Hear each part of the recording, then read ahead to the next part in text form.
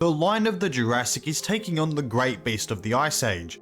On one side we have Allosaurus fragilis, one of the most iconic predators to ever exist. On the other side is Megatherium americanum. Yes, a ground sloth. But don't let the sloth in it fool you, it is one of the largest mammals to have ever walked the earth. Despite its herbivorous diet, this creature was built like a living tank, armed with claws that could critically injure anything foolish enough to step too close. This is not just a battle of species, but rather a clash of eras, one representing the reign of the dinosaurs, while the other represents the age of the mammals. As always, don't forget to like and subscribe, and let us get into the debate. This was not the biggest carnivore of its time, but it was the most abundant, being provided the nickname the Lion of the Jurassic for a reason. Allosaurus was fast, agile, and even a sizable theropod, with its estimate placing it at around 9 meters or 29 feet long, standing 3 meters or 9.8 feet tall, and weighing in at around 2.3 tons. Still, Allosaurus doesn't hold a candle to the Megatherium, as this sloth was way more impressive than any of its modern relatives. Megatherium was a behemoth of South America, reaching over 6 meters or 19 feet in length, and when rearing up it could stand easily over 3 meters or 9.8 feet tall and weighed in at over 4 tons, basically being the size of an Asian elephant. As for speed, well, Allosaurus was no plodding brute. For a predator that reached over 8 meters in length, it was surprisingly nimble. It is estimated that its top speeds range between 30 to 55 kilometers an hour or 19 to 34 miles per hour, which is very impressive for an animal of its size, and more than enough to chase down slower prey or execute short explosive ambushes. Unlike bulkier theropods like Tyrannosaurus rex, Allosaurus was built with a lighter skeleton, allowing it to shift its weight quickly and recover from awkward stances or sudden movements. Its long tail functioned as a counterbalance. In a battle, that meant Allosaurus could circle a foe, dodge incoming strikes, and reposition itself faster than most opponents larger than it. While Megatherium won't be winning any foot races, it was not as sluggish as modern sloths. Top speed estimates based on fossil trackways suggest a maximum speed of 2.2 meters per second or 7.9 kilometers an hour or 4.9 miles per hour. Slow by predator standards, but a quantum leap above the half a kilometer crawl of living sloths. Its inner ear structure suggests that it may have had better balance and coordination than one might expect from an animal the size of a small car.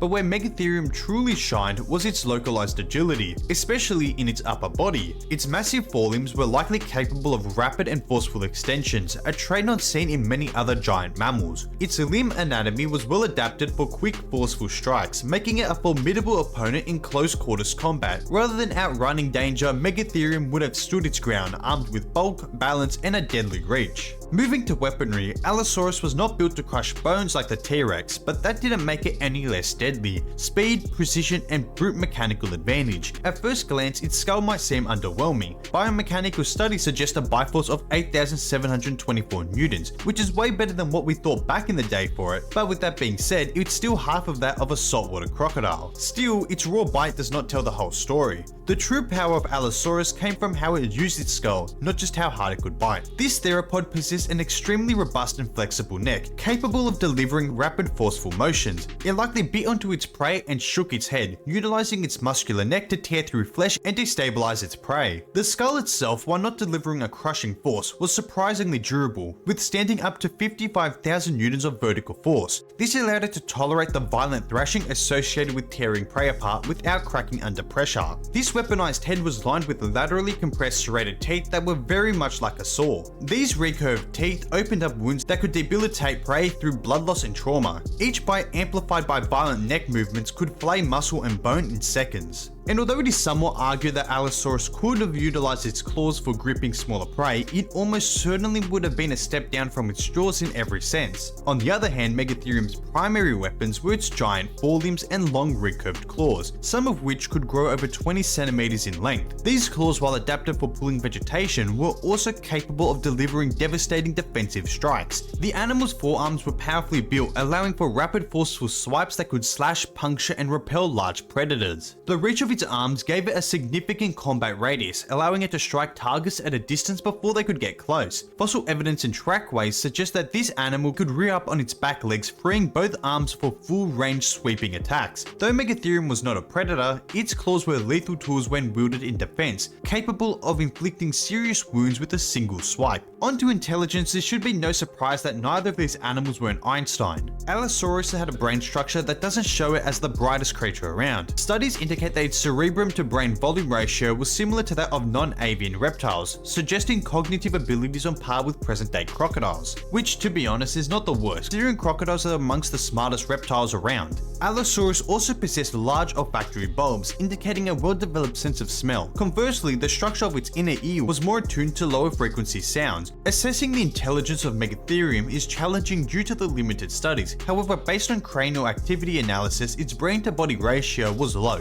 making it far from the sharpest tool in the shed. Obviously, it had sufficient cognitive abilities for survival behaviors such as foraging, social interactions, and predator avoidance, but it wasn't winning any crossword puzzles. Its vision, olfactory senses, and hearing is rather limited in terms of study, so I would assume it would be around as much as you'd expect from a giant sloth. But now we're on to our last topic, this being experience. Allosaurus was one of the most dominant predators of the late Jurassic Morrison Formation, but it didn't hold that title unchallenged. It had to share its ecosystem with some other large theropods, such as Ceratosaurus, Torvosaurus, and Allosaurus anax, with Torvosaurus and Allosaurus anax tipping the scales at over 5 tons. While these carnivores may have targeted different prey or favored different habitats or hunted at different times, territorial disputes and competition over prey would have been inevitable. Such encounters would have provided Allosaurus with experience in dealing with conflict. Its ecosystem also offered a variety of prey. Allosaurus would have likely targeted safer prey options such as ornithopods, as well as scavenged off the carcasses of sauropods. Juvenile sauropods would have been targeted, though adults would have been way too large for any lone allosaur to tackle. Then we have the equivalent of T-Rex vs Triceratops with the 5-ton Stegosaurus. Over time, there have been quite a few discoveries of interactions between these two, such as an allosaur's tail vertebra with a partially healed wound that fits suspiciously well with the Stegosaurus dagomizer. There's also likely a fatal injury of an allosaur's pelvis bone stab wound, as well as a neck plate of a Stegosaurus showing injury that fits quite well with an Allosaurus's jaws. Clearly, these two species were quite acquainted to each other. Within its own species, Allosaurus fragilis may have engaged in face-off for mates, territory, or prey.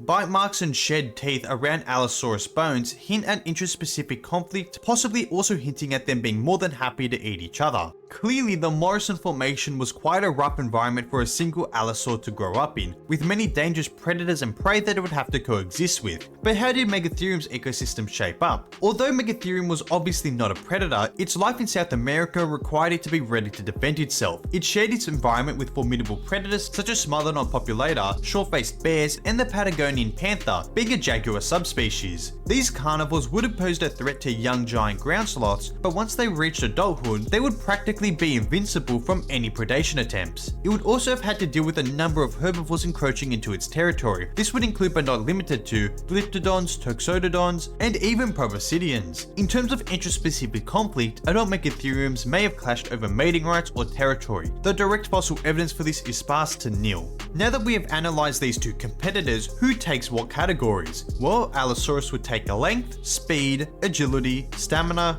bite force, bite effectiveness, senses, and experience. Meanwhile, Megatherium would take height, weight, reach, limb strength, claw effectiveness, and intelligence. In a scenario between Allosaurus fragilis and Megatherium americanum, we're looking at a genuine toss-up. One of those rare matchups where both contenders bring such different strengths that the outcome could go either way. On one hand, you've got Allosaurus, a fast, agile predator with specialized hunting tools and a lifetime of experience hunting massive dangerous prey. On the other hand, Megatherium was a 4-ton walking fortress, armed with claws and enough muscle to put most mammals to shame. Now sure, Allosaurus was lighter, but lighter doesn't automatically mean weaker. It had the mobility to strike and reposition quickly. That's something that Megatherium would likely struggle to counter. Its top speed was nowhere near to that of Allosaurus, though it's not like either of them are participating in a race. Still, this gives Allosaurus the choice of how and when to engage this conflict. Weaponry wise, Allosaurus had versatility. A strong neck added with serrated teeth made it ideal for thrashing attacks, ripping through flesh like it was butter. It also had functional arms, something that not all theropods could claim, but if it came close enough to use its claws, then it's going to get that 1-2 special. Also, remember, Megatherium is not a lumbering pushover.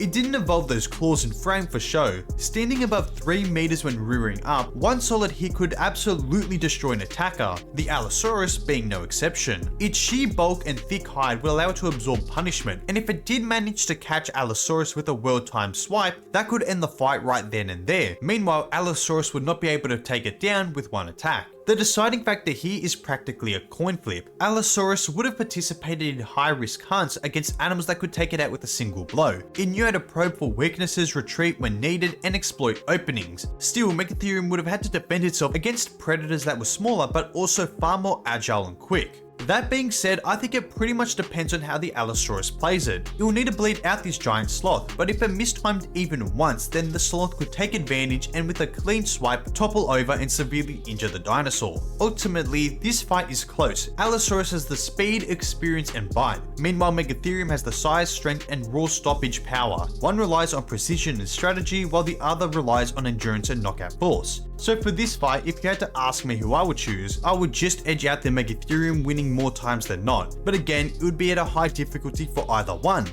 With that, Megatherium takes the crown. So yeah, it had only taken 4 attempts, but the mammals finally picked up a win against the dinosaurs. Anyways, we've reached the end of the video, and of course if you've enjoyed, don't forget to like and subscribe, and I'll catch you on the next video. See ya.